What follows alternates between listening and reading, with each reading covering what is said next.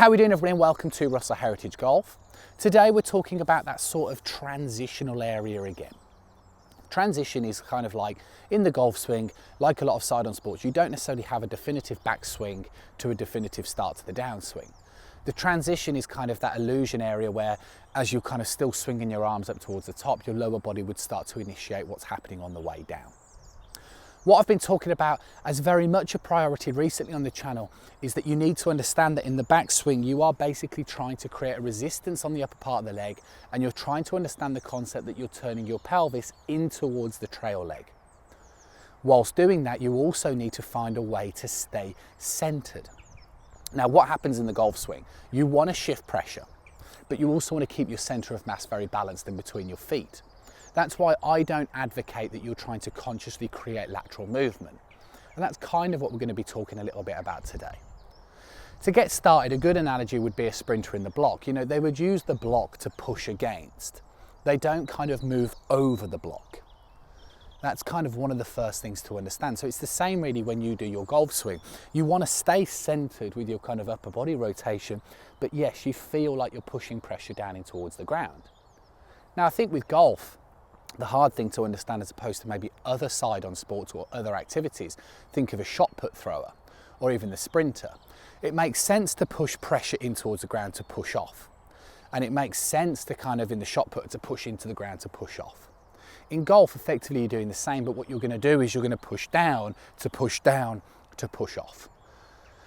And by shifting pressure from trail to lead will create an element of lateral motion.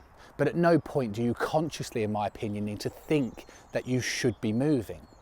Now, what we're talking about today is that one of the reasons why there would be a little bit more of an illusion of lateral motion depending on which golfer you look at. There's great examples of golfers on tour who would kind of, get themselves set up, swing up to the top, encourage a decent rotation. Nothing too excessive.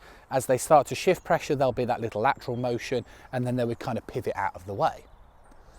But the other thing is that there's also great examples of golfers that would increase this range of motion. Now, what you'll see is that as I turn my pelvis more, my pelvis now is kind of, 50 degrees over in that sort of direction.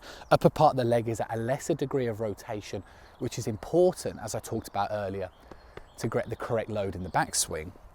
But what you can start to see is that the more that I turn the pelvis, the more that it looks like my pelvis starts to shift towards the left-hand side. And that's potentially some of the illusions that we see from looking at things from a two-dimensional perspective. The point of all of this, and the point of it on the channel, is that what I'm trying to encourage you to do, and what I want you to do because I know it works, is to understand how to move.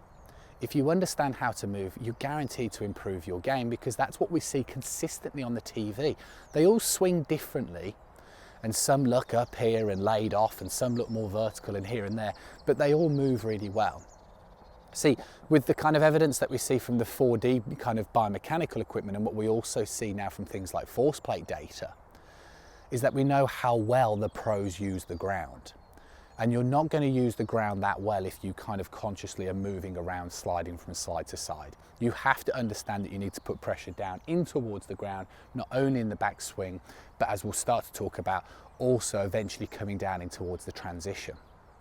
So my point is, and what today's video is very much about, is that once you get yourself kind of set up, okay, and you would swing up towards the top, you're restricting the amount of rotation on the upper part of the leg, and you're trying to find a way to put pressure in towards the trail side.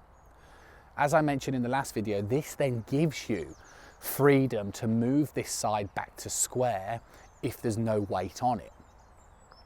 But what I'm also trying to say is that if you sometimes feel like when you watch golfers they move indifferently, they do. But the main reason why it looks different would be based on the amount of rotation that's created.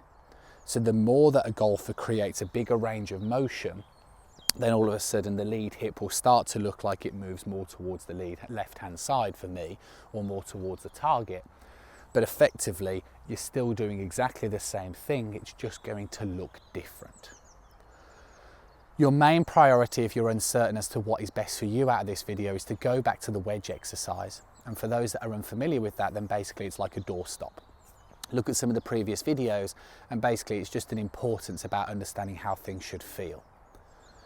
You put pressure in towards this side, it gives you the ability to open up this side. The discussion of today is potentially why professional golfers look different, but the message that I'm trying to portray to you is that at no time do you consciously want to be moving laterally. It's always going to feel very rotationally. The only reason why there'll be lateral motion in the golf swing is due to the fact that yes, we will shift pressure, but also it depends on the amount of rotation. The more you rotate, the more the trail side is going to straighten, because the distance between the hip and the ankle is getting further away, but also from a two-dimensional perspective from face on, it can give the illusion like it looks like you're moving this way. As long as you're creating a load, and as long as you're kind of content with what you're doing, today's just a discussion about what professional golfers do. The message is don't laterally move. Don't make a conscious effort to laterally move because you're going to get stuck. Hopefully you enjoy the video. As always, you know, it's absolutely free to press that subscribe button.